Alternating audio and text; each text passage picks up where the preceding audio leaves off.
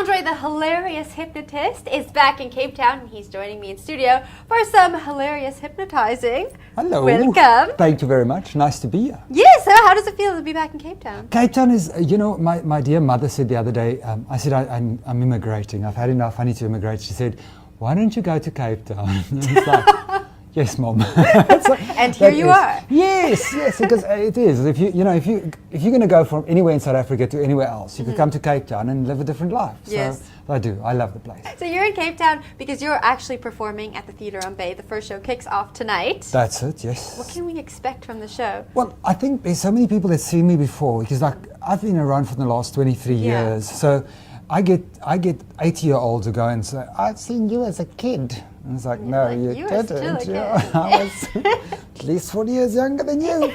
But yeah, so still the same concept, still the same Andre. It was actually funny, yesterday we were chatting and some guy was saying, oh, his girlfriend couldn't believe Andre the Hypnotist was still performing. And it's like, what? I haven't stopped. I just started when I was very young. Right. Yeah, because I started at 20 and basically what happens on stage is I get people up and I make them jump around like chickens, fish, sprinkler systems, speak moon language, count different numbers, dinosaurs. Yes, so I make fools out of people. Has anything really weird happened that you didn't want to happen on stage? As a matter of fact, so weird that I've managed to actually compile a book, which is also launching tonight. Yes, it's called. It's called I Can Juggle Now. I was like juggle. It's called. Yes, I Can Juggle Now, which is there was a precursor to it, which was my first attempt at the world of publishing, and so now this one's finally come to its own, and it's called I Can Juggle Now, and it really is about what's gone wrong in my shows over 20 years. I mean, there's still another 15 chapters I can write, but I'm feeding it through slowly, just in case the medical board reads. Can you give us a sneak peek? Just one thing that's gone wrong. One thing that's gone wrong. Let's quickly, my feature one. I was in East London. Many people don't know where East London is. They think it's a fictional place in South Africa. And I was there, got there the first night. I said to the guy, here's a doll, make love to the doll, which I meant kissing those days. Oh, no. Yes, it was an oh no moment. As the people got back onto stage, I realized we had one missing volunteer. And the audience was in stitches and I couldn't understand why. And then kind of out of the corner of my eye, I noticed there was something naked in the back curtain, yes. And this doll was a puppet of a parakeet. And he was doing things to the puppet that shouldn't have been done. And I got there, we were there for 3 weeks. I got there the next day and we were sold out. We sold out the entire show, in the entire season in one day.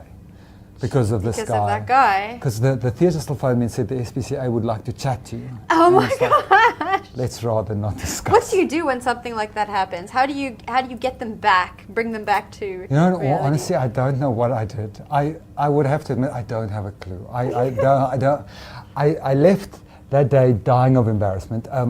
It was one of those shows where you go home and you kind of think, maybe I shouldn't come back to town tomorrow. Maybe I should. Everybody has those days. Yes, and it was it. But when I got to that theatre and the phones were just going crazy and they called in extra staff, I knew, this was it. Yeah. So yes, be on the lookout for people sleeping with budgies tonight. Or volunteers. You say volunteers, stand back. Those people will stampede, it's amazing.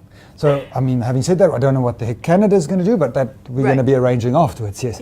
And then Australia, on the other hand, you can pull off the dirtiest shows I have ever seen. Although the dirtiest hypnotist I ever saw was in Vegas. But in Australia, anything goes. I mean, you can bring out whatever instrument you'd like to and tell them whatever instrument you'd like it to be. It's amazing what you can get away with.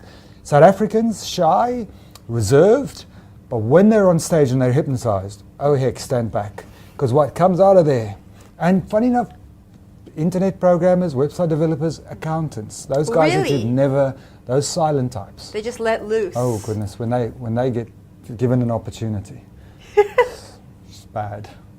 Okay, so just remind us what time the show starts, how people can check it out when you're at Theatre on the Bay. I'm Theatre on the Bay from tonight till the 5th of July, CompuTicket, so just knock into CompuTicket.com. That will be in Cape Town, so they've got to just make sure they're not phoning from Joburg, because I just finished there, so they're a bit late. And then it's every night at 8 o'clock and Saturdays at 5 and 8, which was even a surprise to me yesterday, I have to admit. I was on the phone. So many and surprises here in Cape Town I for know. you lately, It's Andre. like, I'm doing a 5 o'clock show. So really? It's like, we'll put that in. So yes. So 5 at 8 on a Saturday, so you can even bring the kids. Okay, awesome.